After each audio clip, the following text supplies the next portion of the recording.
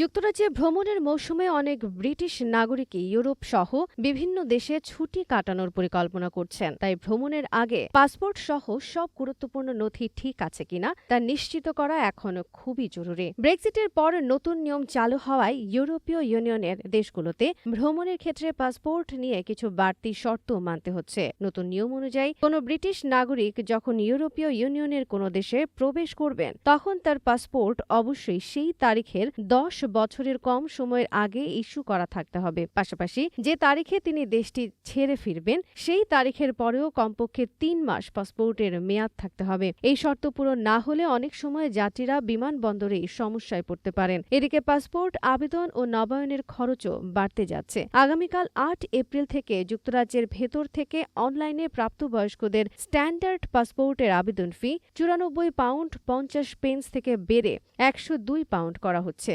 অর্থাৎ নতুন করে আবেদন বা নবায়ন করতে আগের তুলনায় বেশি অর্থ খরচ করতে হবে। এই মূল্যবৃদ্ধি শুধু প্রাপ্তবয়স্কদের ক্ষেত্রেই নয়, শিশুদের পাসপোর্ট, ডাকযোগে আবেদন, প্রিমিয়াম সার্ভিস, বিদেশ থেকে করা অনলাইন আবেদন এবং বিদেশে করা সাধারণ আবেদন সব ক্ষেত্রেই ফি বাড়ানোর সিদ্ধান্ত নিয়েছে সরকার। সরকারের পক্ষ থেকে বলা হয়েছে, পাসপোর্ট ফি বাড়ানোর উদ্দেশ্য হল হোম অফিসের সেবা পরিচালনার খরচ ধীরে ধীরে ব্যবহারকারীদের কাছ থেকেই আদায় করা, যাতে সাধারণ করদাতাদের অর্থের ওপর নির্ভরতা কমানো যায়। তবে সবাইকে এই বাড়তি ফি দিতে হবে না। কিছু মানুষ বিশেষ সুবিধার আওতায় বিনামূল্যে পাসপোর্ট পাওয়ার সুবিধা পান। যারা 2 সেপ্টেম্বর 1929 বা তার আগে জন্মগ্রহণ করেছেন তারা কনসেশনারি পাসপোর্ট নামে বিশেষ সুবিধার মাধ্যমে ফি ছাড়াই পাসপোর্টের জন্য আবেদন করতে পারেন। এই সুবিধাটি প্রথম ঘোষণা করা হয় 2004 সালের মে মাসে। মূলত যুদ্ধকালীন সময়ে ব্রিটিশ নাগরিকদের অবদানকে সম্মান জানাতেই এই উদ্যোগ নেওয়া হয়েছিল। পরে 2004 সালের অক্টোবর থেকে এমন ব্যক্তিদের জন্য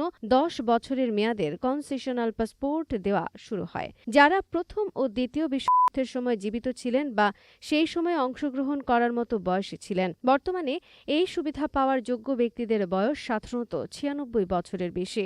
আবেদন করার সময় তাদের অবশ্যই যে কোনো ধরনের ব্রিটিশ নাগরিকত্ব থাকতে হবে। তারা জন্মসূত্রে ব্রিটিশ নাগরিক হতে পারেন। আবার কেউ যদি পরে নিবন্ধন বা ন্যাচারালাইজেশনের মাধ্যমে নাগরিকত্ব পেয়ে থাকেন তাহলেও এই সুবিধার জন্য আবেদন করা সম্ভব। এই ছাড় স্ট্যান্ডার্ড 32 পৃষ্ঠার পাসপোর্টের ক্ষেত্রে প্রযোজ্য। এছাড়া নতুন পাসপোর্ট বা প্রয়োজনীয় কাগজপত্র যুক্তরাজ্য বা বিদেশের ঠিকানায় পাঠানোর জন্য যে সিকিউর ডেলিভারি ফি নেওয়া হয় সেটিও তাদের ক্ষেত্রে মওকুফ করা হয়। তবে অতিরিক্ত কিছু সেবার জন্য অর্থ দিতে হয়। যেমন কেউ যদি ফ্রিকোয়েন্ট ট্রাভেলার পাসপোর্ট নিতে চান বা প্রিমিয়াম ও ফাস্ট ট্র্যাক সার্ভিস ব্যবহার করেন তাহলে সেই সেবার নির্ধারিত চার্জ দিতে হবে।